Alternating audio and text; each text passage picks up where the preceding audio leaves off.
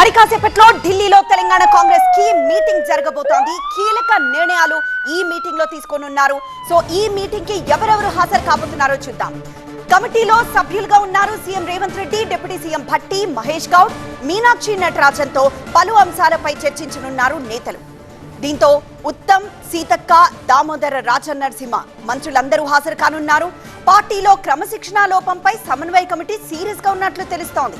ఖాళీగా ఉన్న 2 మంత్రి పదవులపై భర్తీపై చర్చ జరిగే అవకాశం ఉంది.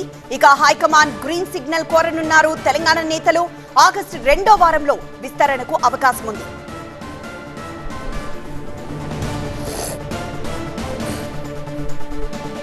మూడు ప్రధాన అంశాలే ఎజెండాగా ఢిల్లీలో తెలంగాణ కాంగ్రెస్ సమన్వయ కమిటీ సమావేశం జరగనుంది.